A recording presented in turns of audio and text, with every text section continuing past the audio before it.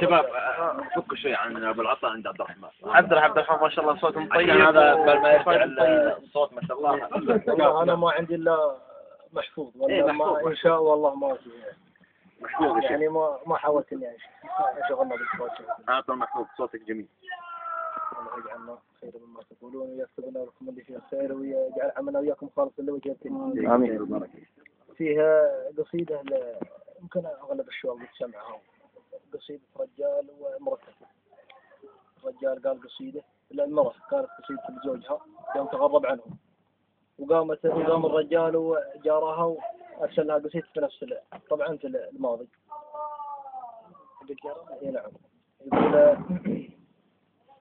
قالت له القصيده: يا شيخ جار الله ايش حدك على نجد الاقصار، وش كرهك في ديار ابن الحسن وانحنى ذاك 12 عام وانا كل يوم اترجاك،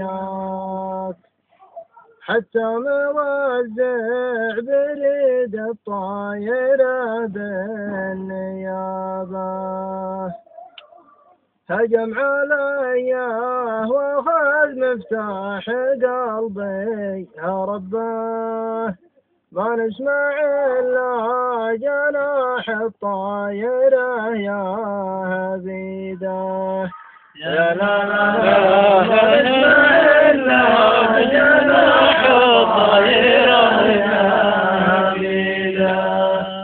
ردت عليه يعني بنفس الوزن والقافية والكلمة الأخيرة بس معنا. رد عليه. الشقر رد عليه. أنا رد عليه.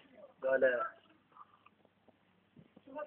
يا ونتي ونت الملقوص فينا لقصا، يا ون من سم ثعبان انت لاقات نيابه، وكل ما جاء بيشفى رجه الموت رجا، يعالجونه وهو تحت الخطر كود يهلك، والناس ما يرحمون اللي يرضى عنه ربه، يستاهل اللي على بيت الحناش يا هبيده، لا لا لا يستاهل اللي على بيت الحناش يا هبيده.